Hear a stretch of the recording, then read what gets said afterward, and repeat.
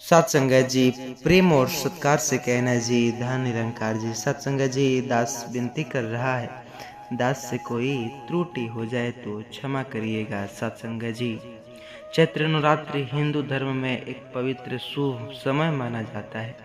लोग इन दिनों में माँ दुर्गा की पूजा करते, उपवास रखते और अपने घर में सकारात्मक ऊर्जा लाने के लिए तरह तरह के उपाय अपनाते। क्या आपने भी देखा है? लेकिन क्या सच में चैत्र नवरात्रि से पहले कुछ खास चीजें घर लाने से धन और समृद्धि आती है? क्या सिर्फ एक अंधविश्वास है या इसके पीछे कोई वैज्ञानिक या आध्यात्मिक कारण भी है? क्या सच में ऐसा कुछ होता है? निरंकारी विचार के माध्यम से समझेंगे सत्संगत जी। अक्सर आपने तरह तरह के उपाय तो लोगों के मुख से सुना होगा कि ये करने से आपके घर घर धन आएगा। निरंकारी विचार में क्या है, आइए जानेंगे। लोग कहते हैं नवरात्रि से ये करो, घर पर ये लाओ, क्या धन आएगा? आइए जानते हैं। ऐसा सच्चाई बताऊंगा जिसे सुनकर के आप दंग रह जाएंगे। लेकिन उससे पहले वीडियो को आपको पूरा देखना होगा, तभी तो आप समझ पाएंगे। चैनल पर नए होंगे सब्सक्राइब करिएगा। एक कहानी के माध्यम से समझेंगे ताकि हर एक इंसान को, जो पढ़े लिखे हो या जो नहीं पढ़े लिखे, सबके लिए यह कहानी समझ में आए। तो आइए बिना देरी किए शुरू करते हैं। यह कहानी विजय शास्त्री की है, जिन्होंने एक गुप्त चीज अपने घर लाई नवरात्रि से पहले। उनके जीवन में जो हुआ उसने तो हैरान कर दिया। आइए इस रहस्यमयी कहानी को पढ़ते हैं और जानते हैं कि क्या सच में ऐसा होता है, झूठ है या सच। विजय शास्त्री एक उत्तर प्रदेश प्रयागराज में रहते थे। वे एक मध्यम वर्गीय के परिवार थे। उनके जीवन में हमेशा धन की कमी बनी रहती। घर का खर्चा मुश्किल से चलता, बच्चे शिक्षा नहीं ले पाते, व्यापार में घाटा भी होता। उन्होंने कई प्रकार के व्रत, पूजा, दान, पुण्य और टोटके किए, लेकिन फायदा तो नहीं हुआ। अब वे हताश हो चुके थे कि सोच रहे थे कि क्या सच में किस्मत में गरीबी लिखी है। एक दिन विजय शास्त्री शहर के एक प्रसिद्ध मंदिर में दर्शन करने गए। वहां उनकी मुलाकात एक रहस्यमयी संत से हुई। संत ने उनकी चिंता को भांप लिया और कहा, बेटा, तुम्हारे घर में धन की कमी इसलिए है क्योंकि वहां सकारात्मक ऊर्जा का प्रवाह नहीं है। अगर तुम्हें चैत्र नवरात्रि से पहले यह एक चीज अपने पास घर ले आए तो तुम्हारे जीवन में धन की वर्षा होगी। विजय शास्त्री तो चौंक गए।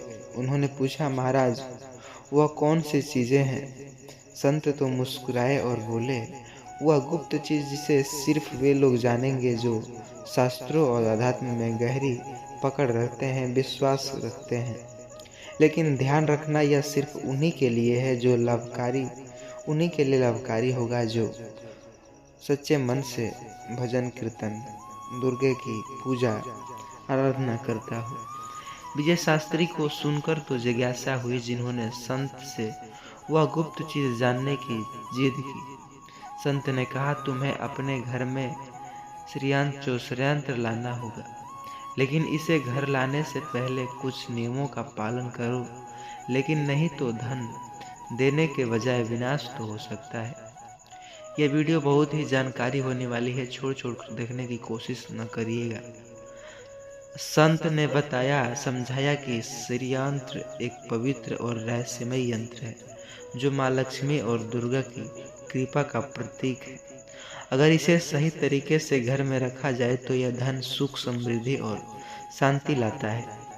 लेकिन अगर इसे गलत तरीके से रखा जाए तो घर में दरिद्रता, झगड़े और विनाश के कारण भी हो सकता है। संत ने विजय शास्त्री को कुछ महत्वपूर्ण नियम बताए।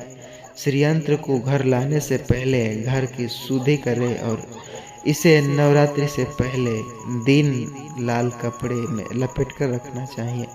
श्रीयंत्र को माँ लक्ष्मी और माँ दुर्गा के सामने समर्पित करें। प्रत्येक दिन इसकी पूजा करनी होगी, अन्यथा वह निष्क्रिय हो जाएगा। इसे भी अपवित्र स्थान जो नहीं होने चाहिए। विजय शास्त्री ने यह सब ध्यानपूर्वक सुना और सोचा कि अगर यह सच में लोग इसे अनजान मानते हैं तो विजय शास्त्री जो आने वाले विजय शास्त्री ने कहा कि यह सब बताए अनुसार अपने घर की इच्छा साफ सफाई और सात्विक रूप से पूजन किया जाए। एक पवित्र श्रीयंत्र लाकर उसे लाल कपड़े में लपेटकर और फिर 9 दिन पूरी श्रद्धा से भक्ति करे, पूजा करे। पहले दिन तो कुछ नहीं हुआ, लेकिन चौथे दिन कुछ अद्भुत होने लगी।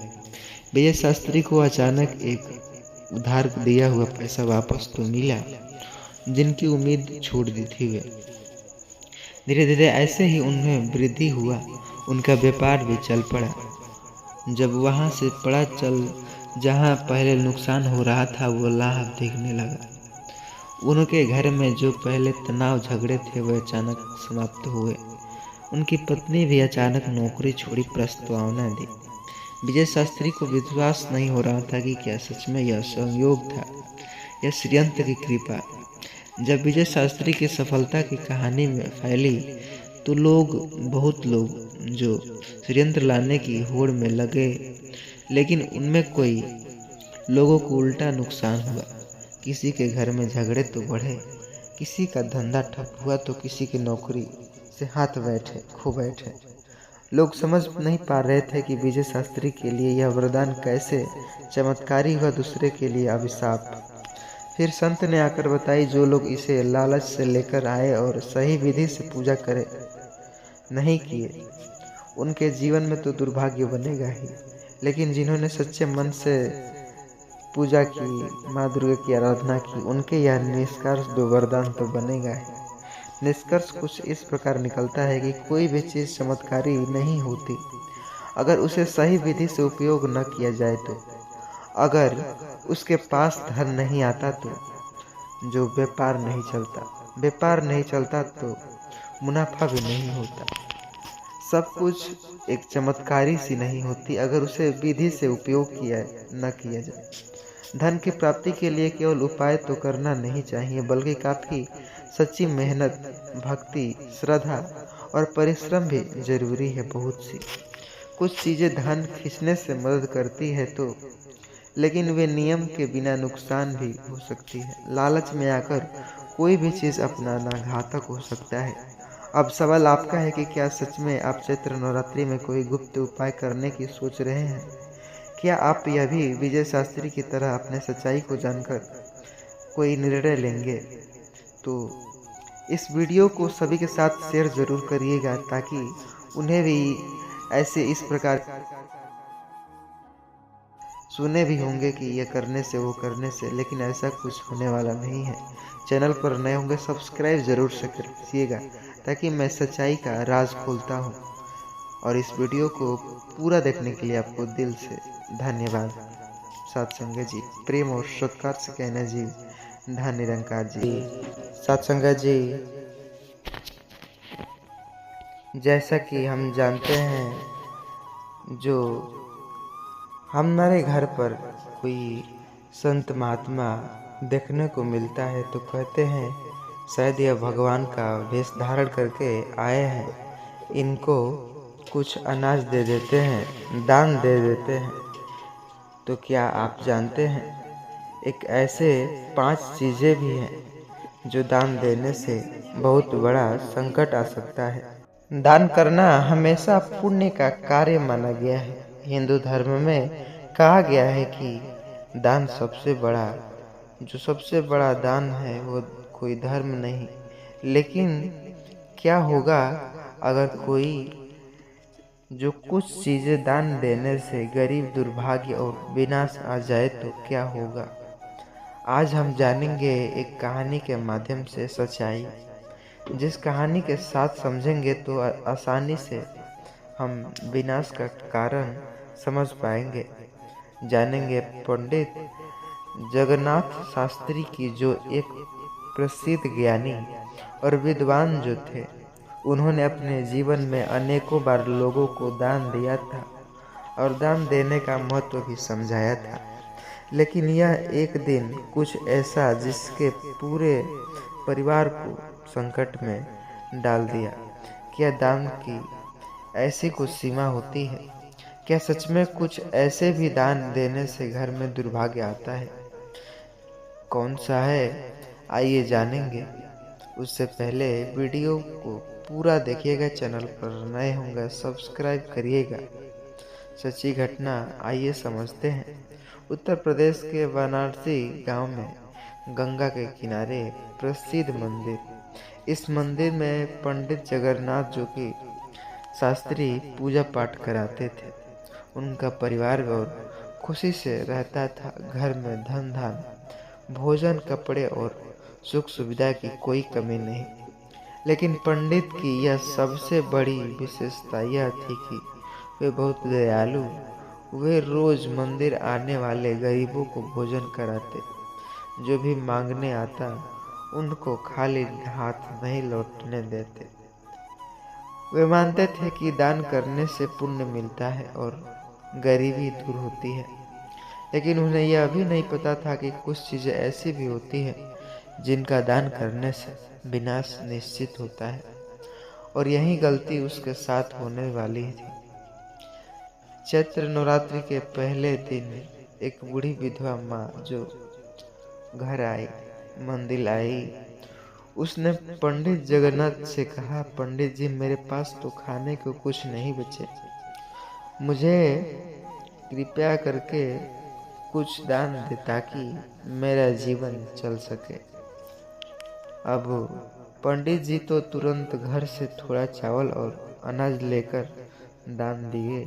लेकिन जैसे ही उन्होंने दान दिया, उनकी पौत्री जो कि पुतनी देवी जो अचानक देवी ने रोका और कहा, स्वामी जी मैं कहती हूँ कि अन्न का दान सोच समझकर करना, इससे घर की बरकत चली जाती। पंडित जी इसे अंधविश्वास मानकर अनसुना किया और उसी रात कुछ अनहोनी इस प्रकार हुई। मंदिर के पास अचानक से मानो आंधी आया हो, घंटियां बजने लगी। जो वहां पर रखी किताबों में आग लग गई। पंडित जी के घर में जो तिजोरी में रखे पैसे भी नष्ट हो गए। अब एक अजीब सी शांति पूरे परिवार में छा गई, जैसे मानो संकट आ गया हो। गांव के बुजुर्गों ने कहा, पंडित जी आपने तो अनजाने में वह जो चीजें दान कर दी जो नहीं करनी थी, इसलिए यह अपशगुन हुआ। लेकिन पंडित जी की अभी भी संयोग मान रहे थे। 3 दिन बाद एक भी और व्यक्ति पंडित जो मंदिर में आया। एक व्यक्ति, वह एक साधु था और उसने पंडित जी से कहा, पंडित जी मुझे आपकी चादर की जरूरत, मेरे पास पहनने के लिए कुछ नहीं है। पंडित जी ने अपने कंधे से चादर तो उतारा और दान कर दिया। लेकिन जब वे घर पहुंचे तो उनकी पत्नी फिर से टोक रही। स्वामी जी पुराने लोग जो पुराने कहते हैं कि अपने वस्त्रों का दान करने से इसके घर में गरीबी तो आ ही जाती है। पंडित जी बोले, अरे वही देवी दान देने से पुण्य करता, गरीबी कहीं आती। लेकिन इस बार दुर्भाग्य और भी बड़ा था। अगले ही दिन पंडित जी की गाय तबीयत खराब हुआ और वह अचानक मर गई, जिससे स्रोत भी कम होने लगा।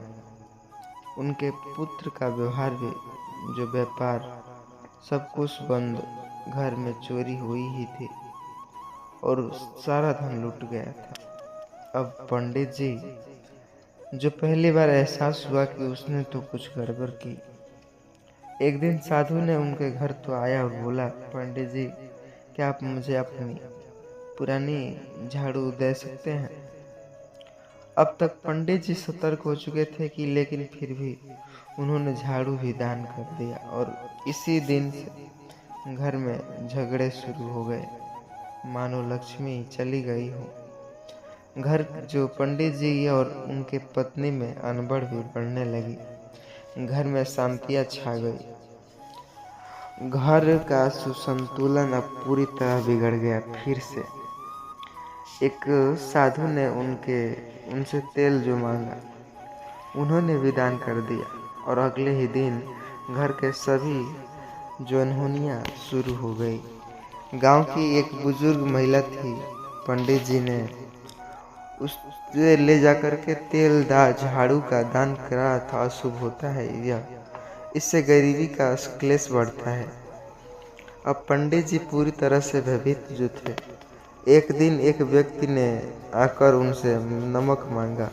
अब तक पंडित जी को एहसास हो चुका था कि यही 5 चीजें जो दूसरों को देने से शायद गरीबी आती है। पंडित जी के छोटे छोटे जो बच्चे, अचानक तेज बुखार, घर में पैसों की तंगी हुई ही थी। पंडित जी को मंदिर से हटा दिया गया और उसकी नौकरी चली गई थी। अब पंडित जी समझ चुके थे कि उन्होंने बहुत बड़ी गलती की है। अब पंडित जी महान संत के सब सलाह लेते पंडित जी से दान करना, और लेकिन इन चीज़ों का दान नहीं करना चाहिए। अन्न, गेहूं, चावल दान, इससे बरकत चली जाती है। वस्त्र, खुद के पहने हुए कपड़े भी नहीं दान करने चाहिए, इससे धन की हानि होती है। झाड़ू, इससे घर की लक्ष्मी जो चली जाती है दान देने से दूसरे को। और ये तेल है, इससे घर में क्लेश बढ़ता है, कलह बढ़ता है। और 5वां है नमक, इससे बुरी शक्तियाँ घर में प्रवेश करती है।